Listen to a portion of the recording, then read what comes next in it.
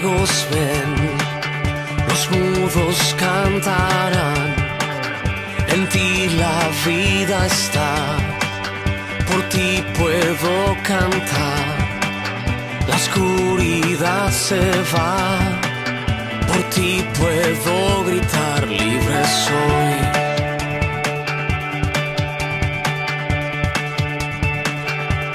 Libre para correr, libre para danzar, libre para vivir en ti. Libre soy.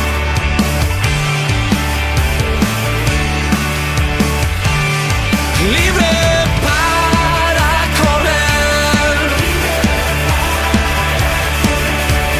libre para danzar, libre para vivir en ti. Libre soy.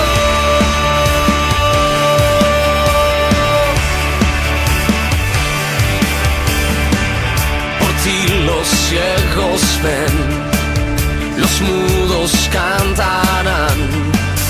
En ti la vida está, por ti puedo cantar. La oscuridad se va, por ti puedo gritar, libre soy.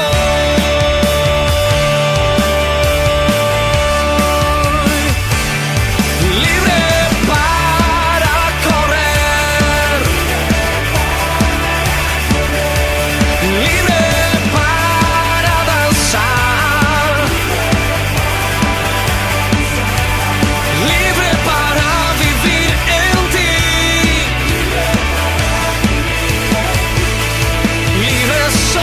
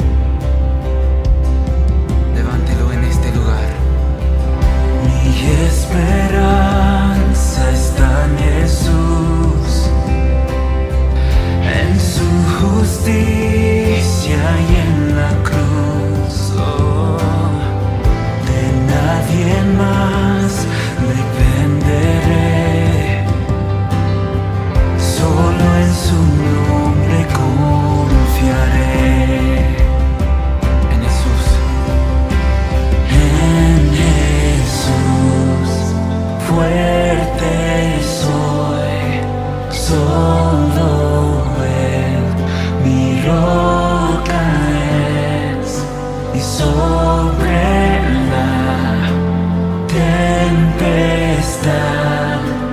Él es Rey.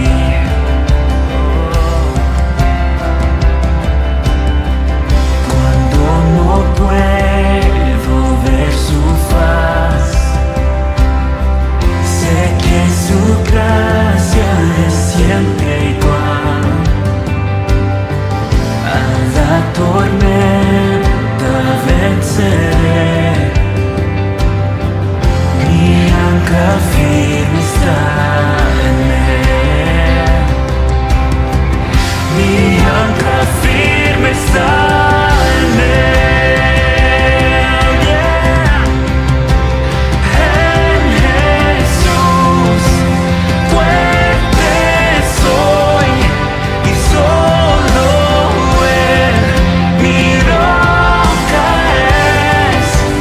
Sobre la tempestad Él es Rey. Oh, Él es Rey. Oh, Señor, solo Él. Oh, en Jesús fuerte soy, y solo Él mi roca es. Sobre la tempestad Él es Rey.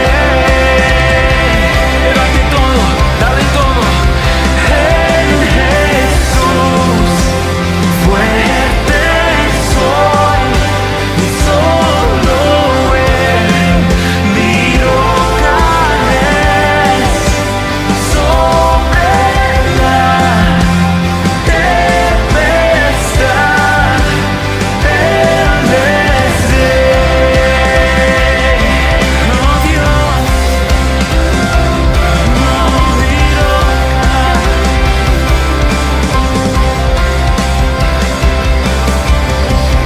Un día Él regresará,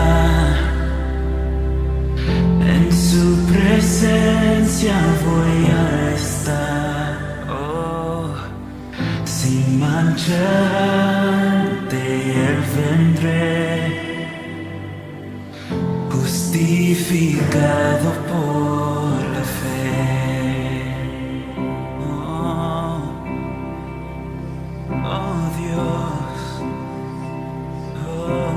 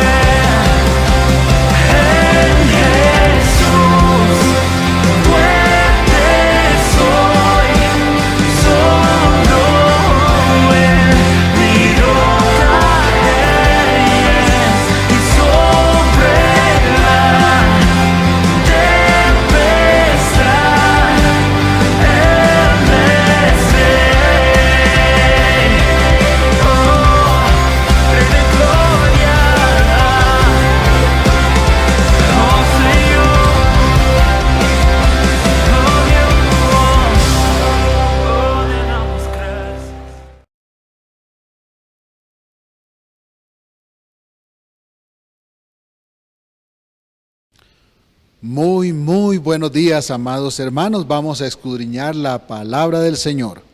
Oremos primero. Señor Dios de los cielos, vamos a abrir tu palabra y vamos a abrir nuestro corazón también para que tu palabra nos enseñe, para que tú nos enseñes a través de tu palabra y la guía de tu Espíritu Santo. Muchas gracias por este día. Bendice a cada persona que está escuchando este mensaje. En el nombre de Jesús, amén. Amén. Bien, estábamos el otro día hablando acerca de cómo restaurar la economía. Y la segunda parte que les había prometido, entonces vamos a tocar el tema acerca de la verdadera ganancia. En la primera parte hablamos acerca de que la provisión del Señor es superior al dinero. También hablamos de que Dios quiere formar nuestro carácter. El tercer aspecto que analizamos es que oír la palabra restaura la economía, es decir, atender a la palabra de Dios restaura la economía. Y el cuarto aspecto que tomamos es que Dios quiere suplirnos toda necesidad. En ese proceso aprendimos también que es indispensable tener sabiduría y practicar el contentamiento dentro de ese mismo proceso para restaurar la economía. En medio de una realidad que parece cruda, que hay temor, que hay angustia, es necesario que aprendamos a vivir en contentamiento y obtener sabiduría. Dijimos que Dios no nos juzga por sentir temor momentáneo en las circunstancias. Es natural y es humano sentir temor en las dificultades del momento, pero también es sobrenatural salir de ese temor o vencer el temor por la obra del Señor en nuestra vida. En el domingo anterior, nuestro hermano Alberto nos compartió acerca de cómo Dios hace provisión a sus hijos desde el punto de vista de Dios. En este aspecto nosotros lo estamos tomando desde el punto de vista de la responsabilidad del hombre frente a las demandas de Dios. Así que vamos entonces a leer. Dice, pero gran ganancia es la piedad acompañada del contentamiento, porque nada hemos traído a este mundo y sin duda nada podremos sacar. Así que teniendo sustento y abrigo, estemos contentos con esto. Porque los que quieren enriquecerse caen en tentación y lazo, y en muchas codicias necias y dañosas, que hunden a los hombres en destrucción y perdición. Esas codicias hunden a los hombres. Porque raíz de todos los males es el amor al dinero, el cual, codiciando algunos, se extraviaron de la fe y fueron traspasados de muchos dolores.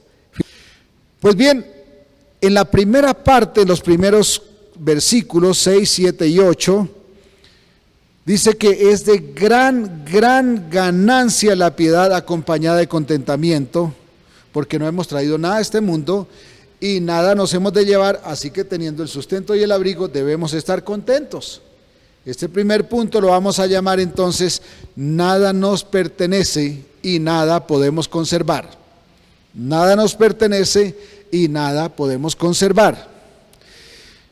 Es difícil o nos resulta muy difícil estar contentos con lo que tenemos. Esa es nuestra realidad. Siempre queremos más, siempre ambicionamos más, incluso deseamos lo que otros tienen. Pero el Señor nos insta a practicar la piedad. La piedad consiste en poner en práctica una devoción continua por la santidad. Y en este pasaje el apóstol Pablo insiste en que tenemos una verdadera renta, una verdadera ganancia cuando practicamos la devoción por la santidad y la mezclamos con gratitud y contentamiento en medio de las circunstancias que vivimos. ¿Cuál es la razón? No somos dueños de nada. Desnudos vinimos a este mundo y desnudos nos iremos de aquí. Toda riqueza que creemos nuestra no es, ni será nuestra. Jamás existirá un sepelio con trasteo. Creo que usted no lo ha visto, yo tampoco. Jamás. Jamás existirá una salida de este mundo con riquezas. ¿Qué nos queda entonces? Estar satisfechos si tenemos sustento y si tenemos abrigo. para ser depositario de esta ganancia que propone el apóstol Pablo a través de la piedad y esa renta que reposa en las promesas de Dios para sus hijos, necesitamos indiscutiblemente reconocer que no somos dueños de nada en este mundo. No nos pertenece absolutamente nada. Y la verdadera renta, esa renta no corruptible, la obtenemos cuando practicamos la piedad y vivimos en contentamiento continuo frente a cada circunstancia. Es decir, felices, contentos, satisfechos en cada circunstancia que vivimos. Segundo, versículos 6 al 10. Porque los que quieren enriquecerse caen en tentación y lazo, y en muchas codicias necias y dañosas que hunden a los hombres en destrucción y perdición. Porque raíz de todos los males es el amor al dinero, el cual codiciando muchos se extraviaron de la fe y fueron traspasados de muchos dolores. Amados, una buena administración de la economía y en consecuencia obtener esa verdadera ganancia que estamos proponiendo en este estudio y que la Biblia revela, implica sujetar nuestros deseos, implica amarrar lo que nosotros deseamos a la voluntad de Dios y desechar tajantemente las ambiciones. Repito, para obtener esa ganancia que Dios promete, es necesario desechar nuestros deseos, nuestras ambiciones, y es necesario sujetar nuestros deseos a la voluntad de Dios. Cuando los hijos de Dios desarrollan amor por el dinero, caen en un problema real y gravísimo. Su amor por el dinero resulta superior que su devoción por amar y obedecer al Dios del cielo. Cuando los hijos de Dios aprendemos a amar el dinero, resultamos amando más el dinero que a Dios, que a su palabra y a su voluntad, y esto es pecado. El apóstol Pablo señala que estas personas caen en tentación y lazo, es decir, viven atados. Estas son las famosas ataduras, viven atados, se estancan, no prosperan, no crecen, son víctimas de las circunstancias. ¿Por qué? La codicia los lleva a que su verdadera prioridad no sea agradar a Dios, sino que su prioridad se vuelven las riquezas de este mundo. Prefiere las riquezas antes que agradar a Dios. Yo quiero preguntarle con todo respeto, el día que muera usted, ¿de quién serán sus riquezas? El día que muera, ¿de quién será lo que usted deja? No digo que es malo tener posesiones, no siempre es malo, aunque a veces sí, depende de la actitud.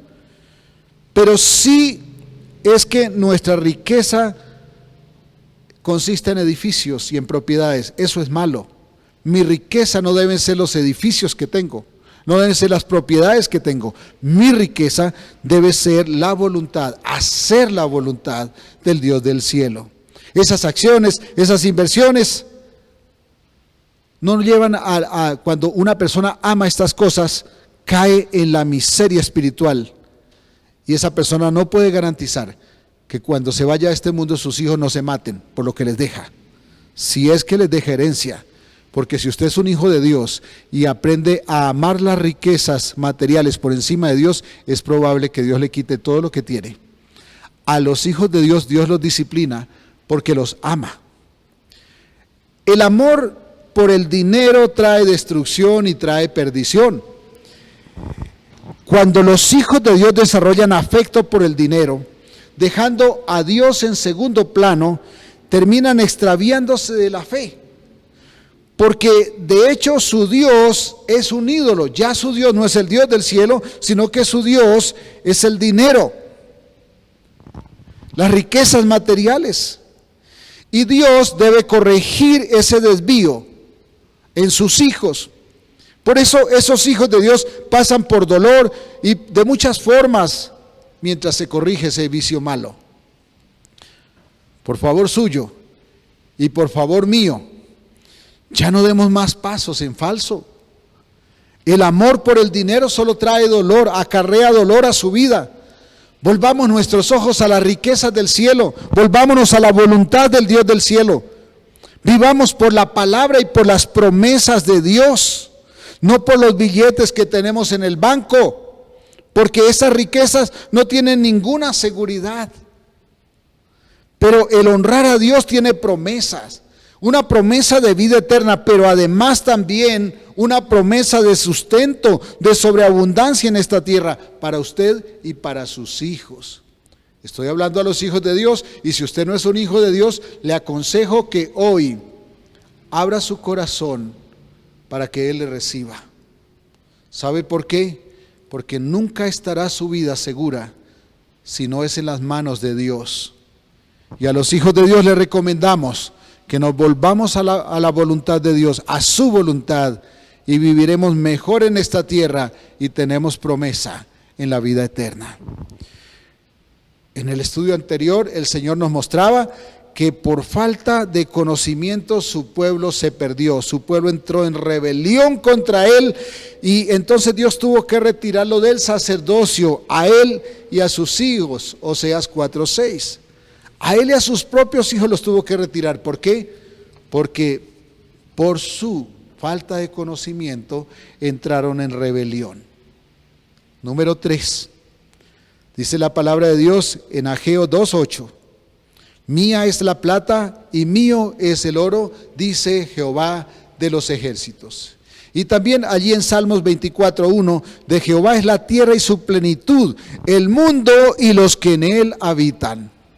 Este tercer punto lo vamos a llamar: Dios ha puesto recursos en nuestras manos que debemos administrar adecuadamente.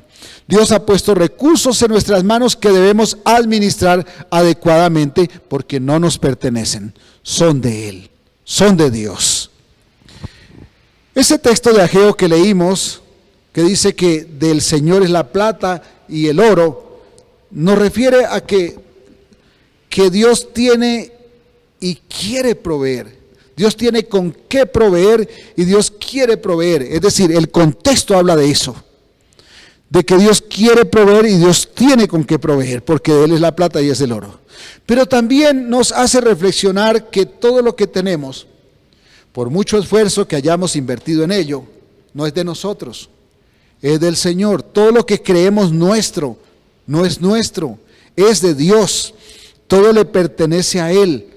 Así como puede tomarlo para Él y dejarnos sin nada de eso, también puede darnos más.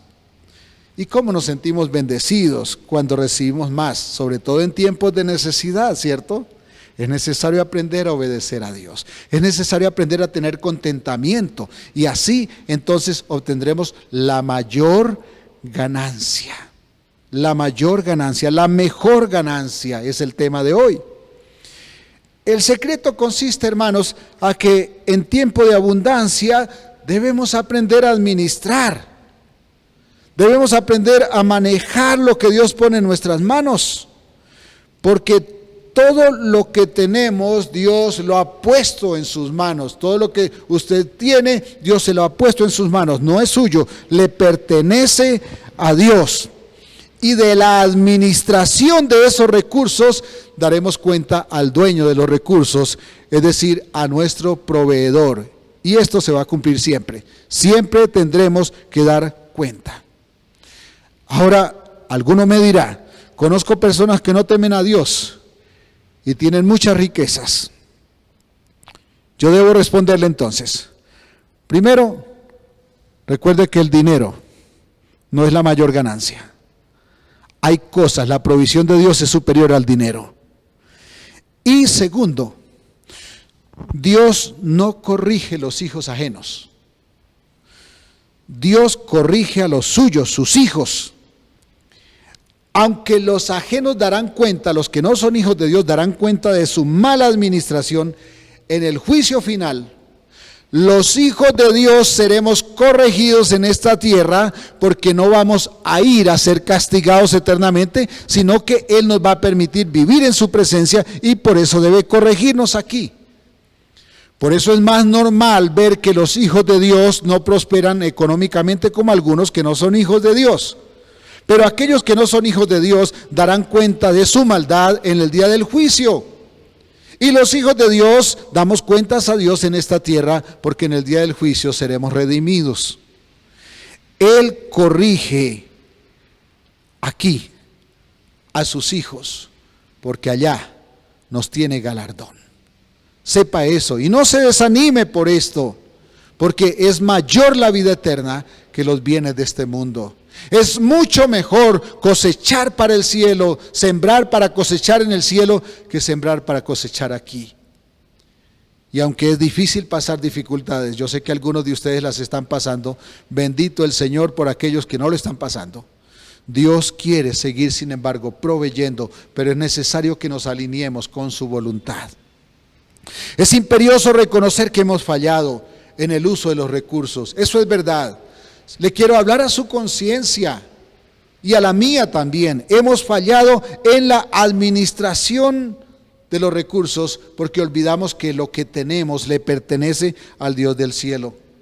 Cuando recibimos algún recurso, entonces nos creemos dueños de él. Y eso es pecado. El Señor ha determinado que todo lo que usemos mal, Él nos lo debe quitar. Él debe quitarnos aquello que administramos mal. Por eso es que esos cristianos, esos hijos de Dios que son avaros, muy a menudo viven en la pobreza.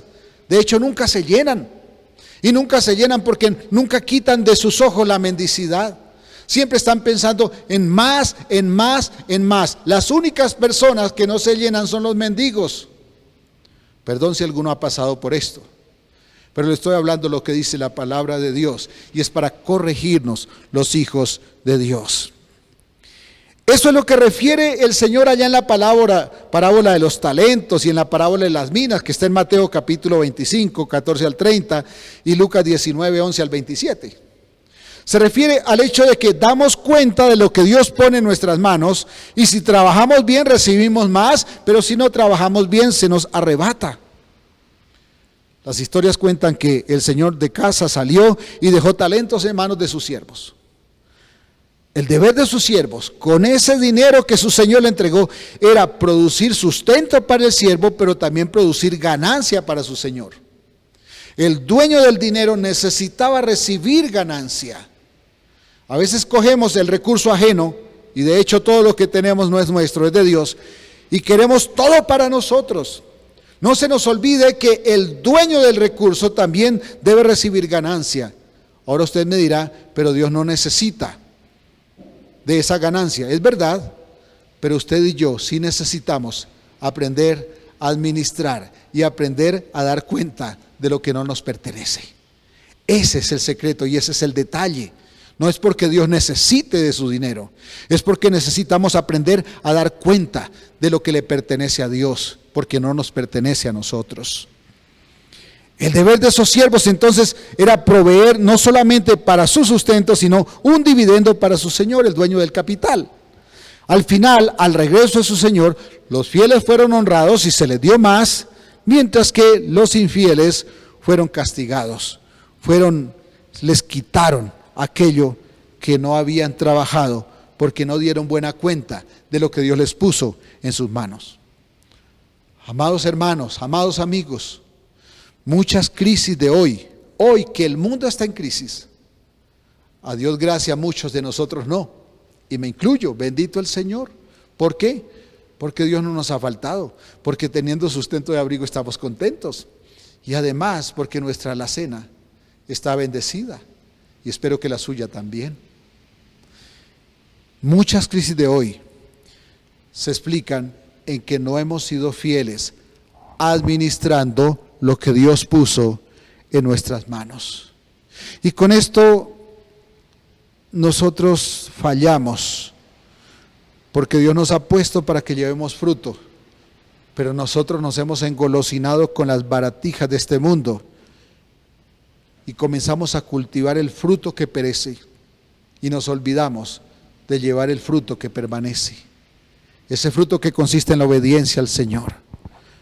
En este tiempo, en este momento, hay un virus diminuto, pequeñito, muy pequeño, que nos tiene encerrados. Y en este proceso probamos que somos demasiado frágiles, que somos demasiado débiles.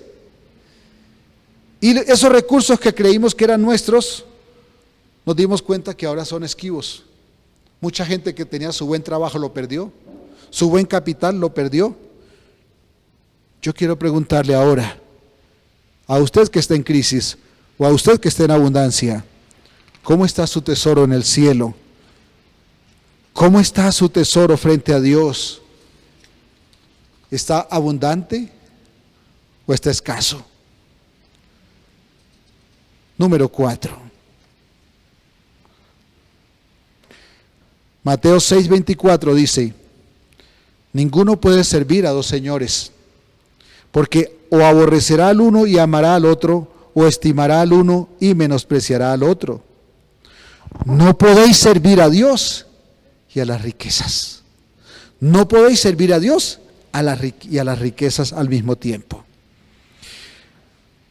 De los aspectos que hemos relacionado hasta ahora, los 3 aspectos anteriores, podemos deducir sin discusión que el Señor debe ocupar toda prioridad en nuestra vida y en nuestra actividad. Por eso este 4º punto lo vamos a llamar: Dios debe ser el primero en todo. Dios debe ser el primero en su vida, en su prioridad, en su familia. Como seguro hemos faltado a esa adecuada administración, al llamado de Dios por una administración responsable y por una administración santa de cuanto Él puso en nuestras manos, yo quiero reconvenirle, quiero que me escuche, por favor. Es tiempo de oír la voz de Dios. Es tiempo de no atender a cosas personalistas, a mis ambiciones. Aquellos que estaban pensando, voy a comprar 10 locales para arrendarlos, vea, los locales hoy no rentan. Esos locales que están desocupando solo van a servir para apartaestudios y no pagarán lo que vale un local comercial. ¿Por qué? Porque ya muchos negocios quedarán quebrados. Es tiempo de atender a las cosas de Dios, no a mis ambiciones personales, porque los que oyen la voz de Dios tendrán los recursos, Dios les proveerá recursos. Mire, no lo voy a retar en esto para que usted le proponga un negocio torcido a Dios, porque a Dios no lo soborna a nadie. Pero aquella persona que se humilla delante de Dios y que es capaz de oír la voz de Dios en medio de esta crisis, no va a resultar muerta de hambre después de esta crisis.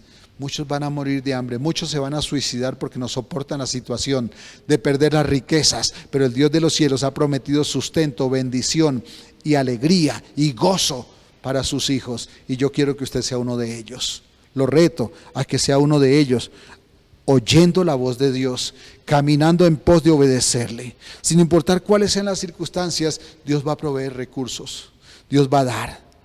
Me gozo mucho cuando llamo personas que uno piensa que están totalmente quebradas y me dicen, no, yo estoy bendecido. Un miembro de esta iglesia me decía, ¿cómo le parece que en medio de esta crisis estoy mejor económicamente que antes? Y uno dice, eso es bendición de Dios. Eso es bendición del Dios del cielo. Como un empresario que debiera estar quebrado, hoy está mejor que antes. ¿Por qué? Porque Dios está proveyendo, Dios le está cumpliendo las promesas. La palabra de Dios nos deja estas promesas. Caerán a tu lado 1000 y 10,000 a tu diestra, mas a ti no llegará. Ciertamente con tus ojos mirarás y verás la recompensa de los impíos. Porque has puesto a Jehová, que es mi esperanza, al Altísimo por tu habitación, no te sobrevendrá mal, ni plaga tocará tu morada. Salmos 91, 7 al 10. Bendito el Señor, Él a mí me ha guardado. Yo como pastor me muevo en medio de la ciudad, en medio de personas incluso en riesgo, incluso personas que han enfermado. Pero Dios nos ha bendecido y nos ha cuidado, nos ha guardado. Y no es porque seamos intocables, es porque nosotros no salimos a la calle por imprudentes, sino por necesidad, por hacer misericordia. Otra vez dice allí en el Salmo 92, 12 al 15, el justo florecerá como la palmera, crecerá como cedro en el Líbano, plantados en la casa de Jehová, en los atrios de nuestro Dios florecerán. Aún en la vejez fructificarán, estarán vigorosos y verdes.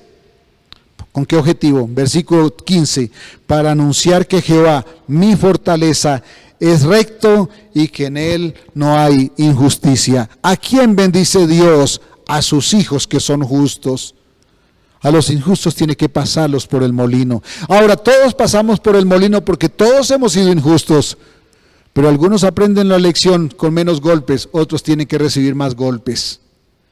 ¿Cómo está su vida? ¿Qué va a hacer usted?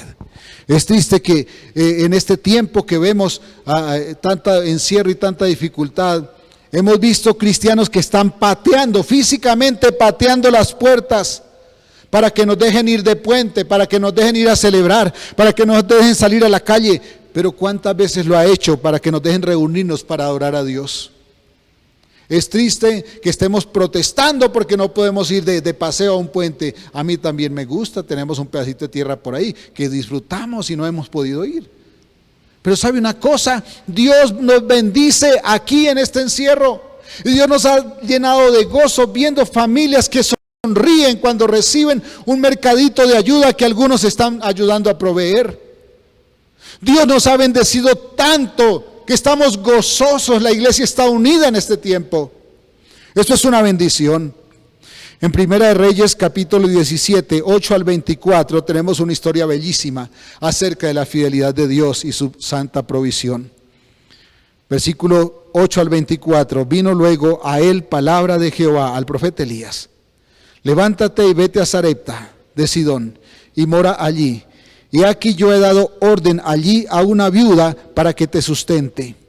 Entonces él se levantó y se fue a Sarepta.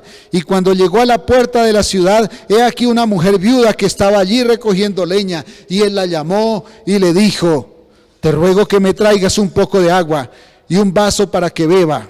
Y yendo ella a traérsela, él la volvió a llamar y le dijo: te ruego que me traigas también un bocado de pan en tu mano. Y ella respondió: vive Jehová tu Dios, que no tengo pan cocido. Había pobreza. Solamente un puñado de harina tengo en la tinaja y un poco de aceite en una vasija. Y ahora recogía 2 leños para entrar y prepararlo para mí y para mi hijo, para que lo comamos y luego nos dejemos morir.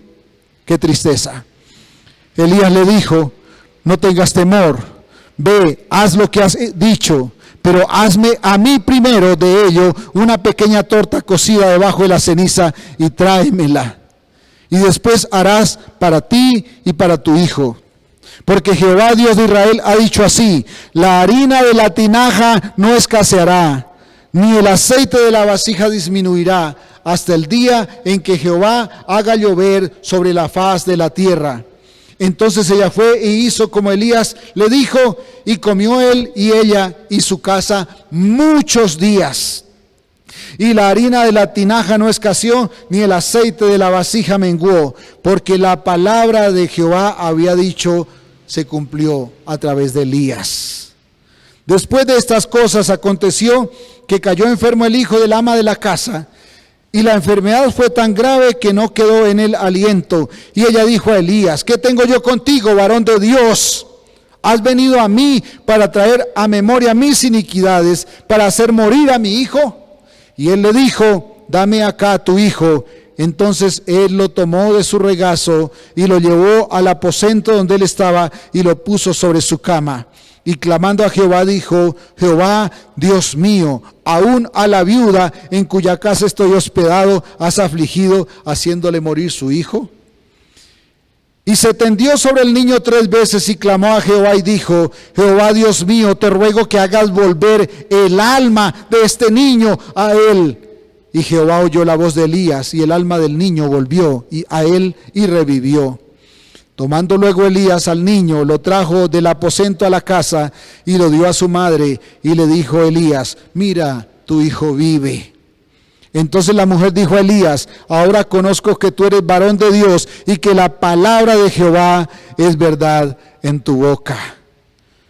Yo me pregunto cómo se sentiría Elías. Dios lo envió a profetizar a Acab y al pueblo por su pecado, y enseguida tiene que salir corriendo a esconderse. Podría pensar que quien lo envió a predicar al rey ahora lo estaba dejando solo, ahora lo dejaba abandonado. Pero ¿sabe una cosa? Usted y yo debemos reflexionar que no somos intocables.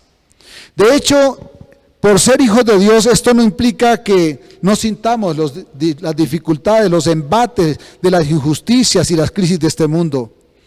Si no pasáramos por dificultades, pasarían 2 cosas.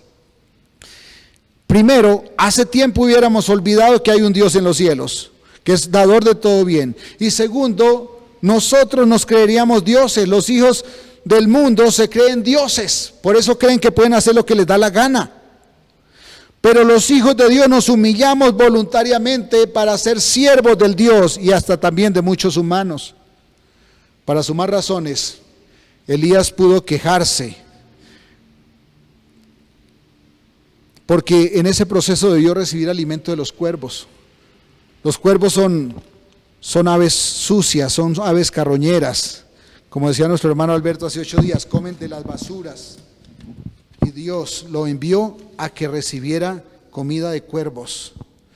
Dios entonces después lo envía donde una viuda y tiene que decirle, dame de comer. Y ella dice, estoy a punto de morir con mi hijo, vamos a cocinar lo último. Y él dice, pues dame de eso primero.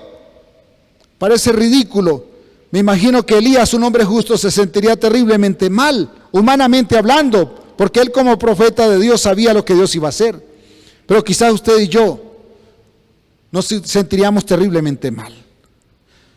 Pero el Señor había dispuesto una bendición enorme para esta mujer, para ella y para su hijo, si ella atendía la voz de Dios por encima de su propia necesidad. Es importante que atendamos a la voz de Dios por encima de nuestras propias necesidades, porque a veces lo que creemos que necesitamos no es lo que necesitamos. Primero, el alimento nunca faltó. Y segundo, cuando su hijo murió, Dios usó al profeta para que este niño volviera a la vida.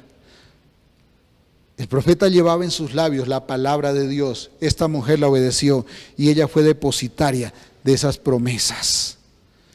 O uno obedece la palabra de Dios o está sujeto a sufrir las consecuencias. Los siervos de Dios, por su amor, no dependemos de las posibilidades lógicas ni de las circunstancias, dependemos de las promesas de Dios contenidas en las Santas Escrituras. Una persona con mente escasa y mezquina siempre vivirá en la escasez y en los recursos le faltarán, tendrá ruina. En la primera parte de esta serie hablamos de que no es un problema para un hijo de Dios sufrir necesidad, pero sí es un problema sufrir escasez. Porque la necesidad es grave padecer escasez, porque la necesidad es una oportunidad para acrecentar la fe y crecer, mientras que la escasez trae miseria y trae mendicidad. Pasar la necesidad es cosa de tener fe en el proveedor que lo promete y es fiel. Jesús alimentó una multitud, a 5,000 hombres, sin contar mujeres y niños, con el almuerzo de un solo niño. Pero cogió esos 5 panes y 2 peces y los puso en las manos del Señor. Cuando nuestro Dios es el primero, todo lo demás es añadido. Los discípulos pensaron que necesitaban mucho dinero para dar alimento a semejante multitud, pero a Jesús le bastó el almuerzo de un niño. Ahora la salida de todo el mundo, cuando siente que le faltan recursos, es correr a endeudarse. Los bancos están ofreciendo créditos con bajos intereses, pero déjeme decirle, si usted se endeuda ahora y usted está en crisis ahora y se endeuda, va a venir después más crisis y lo va a agarrar endeudado y se va a quebrar, no va a tener con qué pagar. Pero si tiene ahorros, usted podrá salir adelante. Una vez más, necesitamos aprender a vivir por fe. Los cuervos abandonan a sus crías cuando nacen en el nido porque sienten temor, porque los ven blancos y los cuervos son negros. Pero resulta que cuando estos cuervos abandonan el nido, estos pajaritos se encuentran que en el nido, ese nido que huele feo, allí se crían unos gusanos y estos gusanos alimentan a estos cuervos pequeños y ellos crecen. En las manos de Dios, lo inimaginable, lo que usted no se imagina, hermano, es un recurso valioso, es un recurso importante para cumplir el propósito de Dios y sacarnos adelante. Tantas veces no recibimos más porque menospreciamos lo que ya tenemos. Y en el orden de Dios, quien no usa bien lo que ya tiene nunca recibirá más. El secreto es recibir con gratitud lo que hoy tenemos y administrarlo con sabiduría, porque si administramos sabiamente lo que tenemos, estamos preparados para recibir más. Al contrario, si no administramos bien lo que tenemos, nos es arrebatado, Dios nos lo quita. Me gusta decir que la distancia entre la petición y la provisión es la fe. Pero esa fe no consiste en la creencia ambiciosa de que recibiremos todo lo que se nos antoje, sino en esa espera paciente por la provisión que emana de las manos del Creador, cuando aprendemos a esperar pacientemente en su palabra y en su bendición. Debemos aprender a administrar. Hagamos lo que el Señor manda y Él hará lo que nosotros no podemos hacer. Si no administramos lo que Él pone en nuestras manos, viviremos perpetuamente en la mendicidad, siempre pidiendo limosnas a Dios, porque Dios tiene hijos limosneros. Solo quien tiene fe en Cristo encuentra éxito donde otros fracasan. Oremos. Señor Dios y Padre, queremos aprender a vivir como siervos útiles, atendiendo a tu llamado y honrando nuestra condición de hijos amados. Ayúdanos, Señor, porque somos fáciles para menospreciar tus bendiciones y débiles para ser responsables con los recursos que tú has puesto en nuestras manos. Ten misericordia, Señor, y danos sabiduría para ser buenos administradores de tu gracia y siempre agradecidos por tu bondad infinita. Te lo pedimos en el nombre de Jesucristo, tu Hijo. Aleluya. Amén. Dios nos continúe bendiciendo.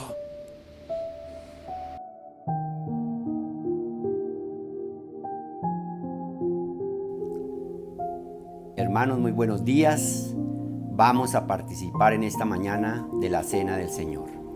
Pero antes quiero compartir algo de la palabra del Señor que encontramos en el libro de los Hechos, capítulo 12, del verso 1 en adelante. En aquel mismo tiempo el rey Herodes echó mano a algunos de la iglesia para maltratarles y mató a espada a Jacobo, hermano de Juan. Y viendo que esto había agradado a los judíos, procedió a prender también a Pedro. Eran entonces los días de los panes sin levadura, y habiéndole tomado preso, le puso en la cárcel, entregándole a 4 grupos de 4 soldados cada uno, para que le custodiasen, y se proponía sacarle al pueblo después de la Pascua.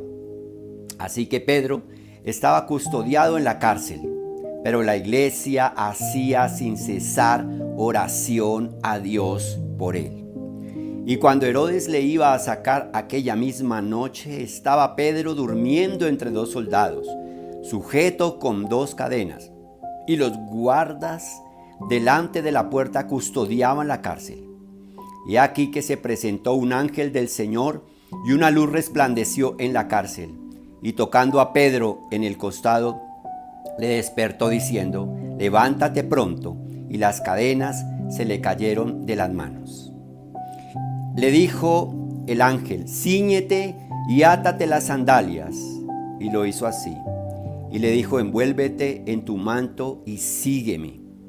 Y saliendo le seguía, pero no sabía que era verdad lo que hacía el ángel, sino que pensaba que veía una visión. Habiendo pasado la primera y la segunda guardia, llegaron a la puerta de hierro que estaba a la ciudad, la cual se les abrió por sí misma. Y salidos pasaron una calle, y luego el ángel se apartó de él. Entonces Pedro, volviendo en sí, dijo: ahora entiendo verdaderamente que el Señor ha enviado su ángel y me ha librado de la mano de Herodes y de todo lo que el pueblo de los judíos esperaba. Y habiendo considerado esto, llegó a casa de María, la madre de Juan, el que tenía por sobrenombre Marcos, donde muchos estaban reunidos orando. Hermanos, era tiempo de persecución, tiempo de maltrato y tiempo de muerte. Habían acabado de asesinar a Jacobo por orden del rey Herodes, y las mismas intenciones tenían para con Pedro. Ya estaban en la cárcel. Pero ¿qué le quita fuerza a todos los planes del enemigo? El verso 5 nos trae la respuesta. Así que Pedro estaba custodiado en la cárcel, pero la iglesia hacía sin cesar oración a Dios por él. Pero la iglesia hacía sin cesar oración a Dios por él. Le quitó fuerza a todo lo que Herodes ya tenía planeado, y era asesinar a Pedro. Hermanos, una iglesia unida orando destruye todos los planes que el enemigo tenga en contra de nosotros. Y el verso 12 dice: y habiendo considerado esto, llegó a casa de María, la madre de Juan, el que tenía por sobrenombre Marcos, donde muchos estaban reunidos orando. Qué hermoso ejemplo nos da esa iglesia primitiva a nosotros, a nuestra iglesia. Una iglesia que debe en estos momentos y en todo momento estar orando. Estamos pasando por una situación difícil donde el enemigo acecha, donde hay situaciones difíciles en los hogares, pero recordemos, todo plan del enemigo es derrotado, es destruido cuando hay una iglesia unida que está orando y clamando. Hermanos, no es tiempo de lamentarnos, no es tiempo de recriminarnos, no es tiempo de echarle las culpas a unos y a otros por lo que estamos pasando. Es tiempo de una iglesia que se levanta unida como esta iglesia del primer siglo, que oró y clamó y gimió y se rompieron las cadenas, se abrieron las puertas y se dio libertad. ¿En qué quedaron los planes del enemigo? En nada. ¿Por qué? Porque Dios envió su ángel. Hermanos, clamémosle a nuestro Dios como iglesia.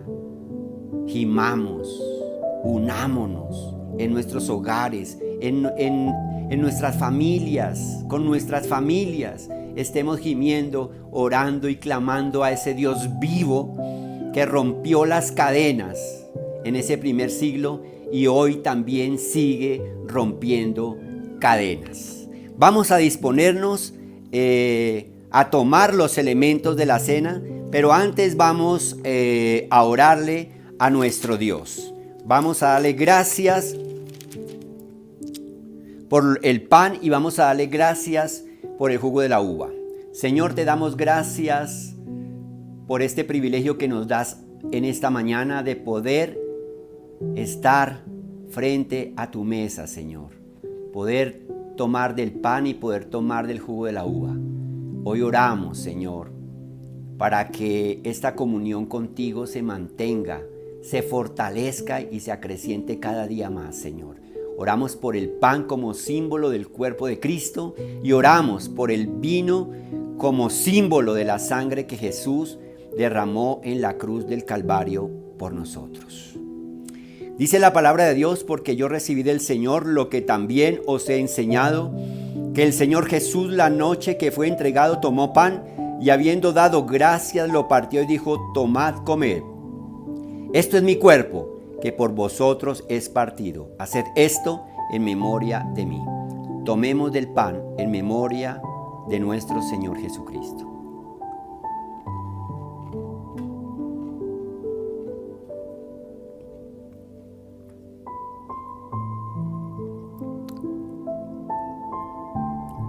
Asimismo tomó también la copa después de haber cenado, diciendo: esta copa es el nuevo pacto en mi sangre. Haced esto todas las veces que la bebiereis en memoria de mí. Tomemos el jugo de la uva en memoria de nuestro Señor Jesucristo.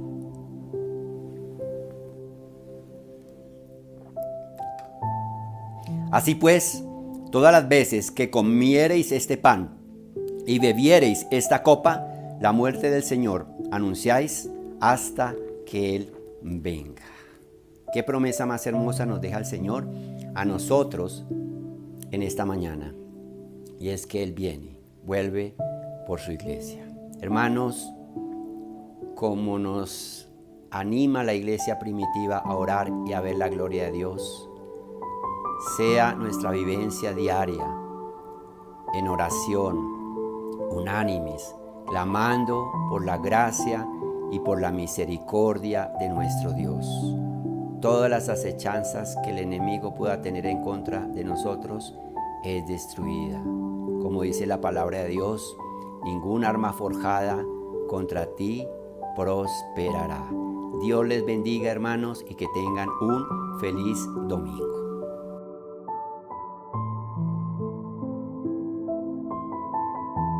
Bueno, también tenemos un espacio para ustedes, queridos niños y niñas de la Iglesia Cristiana de Normandía. Y esta mañana queremos compartirles la historia acerca de las 10 plagas con que Dios castigó a Egipto porque no quiso dejar ir a su pueblo a la libertad. Los dejamos con esta historia tan hermosa y a los padres les rogamos que los acompañen y les ayuden también a orientarles si en un momento dado hay alguna pregunta de sus hijos. Dios les bendiga y Dios nos permita disfrutar a todos esta hermosa historia. Las 10 plagas de Egipto.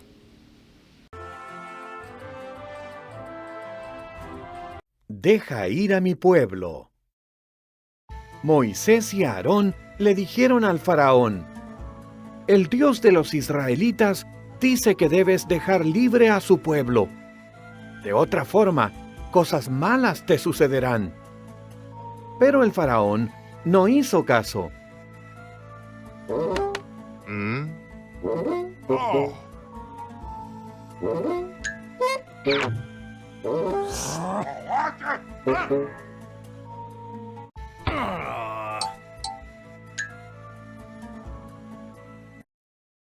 Entonces Dios convirtió en sangre las aguas de Egipto, de modo que nadie podía beberlas. Luego llenó las casas de los egipcios con ranas. Había ranas por todas partes. Aún así, el faraón no hizo caso.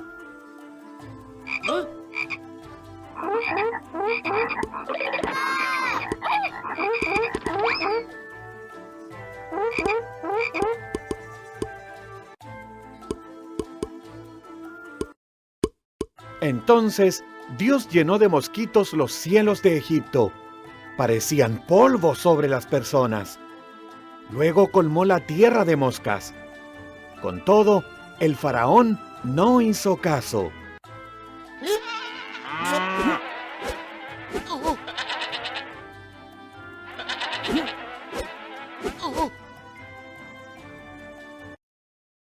Entonces Dios mató a los animales de Egipto: caballos, burros, camellos, ovejas, vacas y cabras. Todos murieron. Después cubrió de llagas a los egipcios. Pero tampoco esta vez el faraón hizo caso.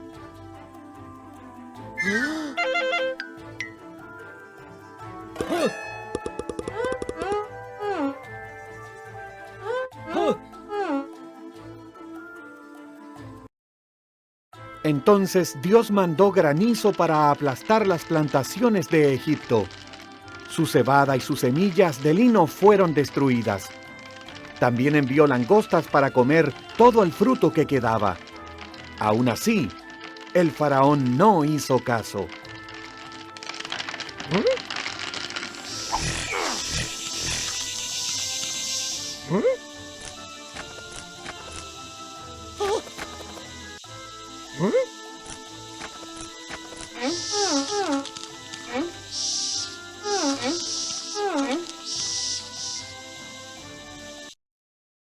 Después, Dios mandó oscuridad sobre la tierra, pero de nuevo el faraón no hizo caso. Dios dijo: mataré a los primeros hijos varones de las familias de Egipto, y también de los animales.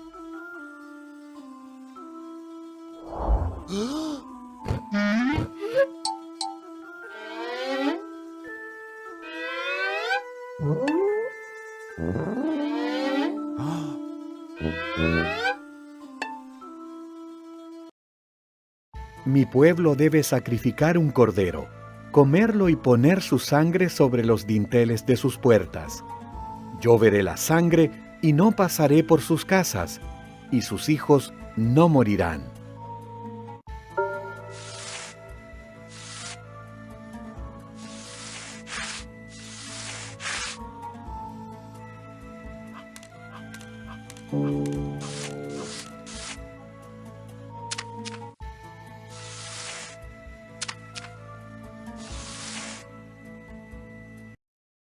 Llamarán a esto Pascua, y lo recordarán por siempre.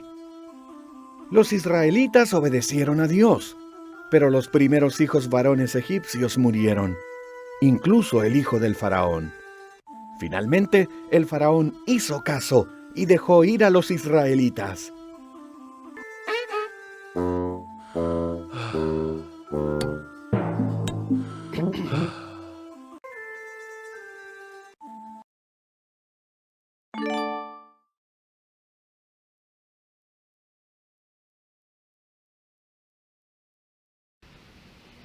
También tenemos unos anuncios para esta semana en la iglesia y a ustedes amigos también que nos escuchan allá en las redes. Aprendamos el texto que está allí al inicio del programa en Romanos capítulo 8 versículos 1 y 2. Nos habla acerca de la libertad. Este es el mes de la libertad, el mes de julio. No olvidemos seguir orando por la reapertura de los templos. Llevemos esto en oración. Salude a la persona que tiene a su lado, a la persona que nos acompaña allí en las redes. Lo bendecimos y le decimos gracias por estar con nosotros. Dios le bendiga mucho allí en su casa con los suyos. No olvidemos a las personas que están en necesidad. Llevémoslos en oración, llevémoslos en petición. Por favor, esta semana le rogamos que oren por la niña Luciana. Luciana accidentalmente bebió un poco de Barsol y está en una situación de dificultad, de enfermedad. Oremos por ella. Gracias por esos hermanos que aportan para la canasta de amor que hemos estado haciendo llegar a la necesidad de muchos. Llevamos 2 semanas también de ayuno, de oración. ¿Cómo les ha ido? Compártanos algo de esto también. Vamos para la 3ª semana. Recuerde que son 21 días. Así que nos acompañan, los invitamos a que esta semana los que no se han sumado se sumen, orando y ayunando. El tiempo que usted disponga, ayune y ore también por la iglesia, por el país, por la enfermedad que está pasando, por todas estas cosas, por las familias en dolor, por la economía también. Las damas tienen su reunión en Zoom a las 6 de la tarde el martes, la escuela de formación el jueves a las 6 también por Zoom, compartimos los links a través de WhatsApp y los jóvenes a las 3 de la tarde también. El culto de jóvenes hace 8 días fue hermoso, fue una bendición. Qué bendición verlos unidos alabando al Señor. Gracias al hermano Alberto por el apoyo a través de la Santa Cena en el día de hoy. También a nuestra hija Carla y a nuestros hijos por la producción en este proceso. Nuestra hija Carla por lo de los niños, mi hijo Daniel y los demás hijos en el proceso de la producción de los videos. Gracias al Señor. Vamos a orar para finalizar. Señor Dios de los cielos, gracias porque has sido fiel. Gracias porque nos has bendecido tanto, porque nos has cuidado y nos has guardado. Gracias porque en todo nos has provisto. Ponemos esta semana en tus manos y te rogamos que tú hagas misericordia. En el nombre de Jesús, amén.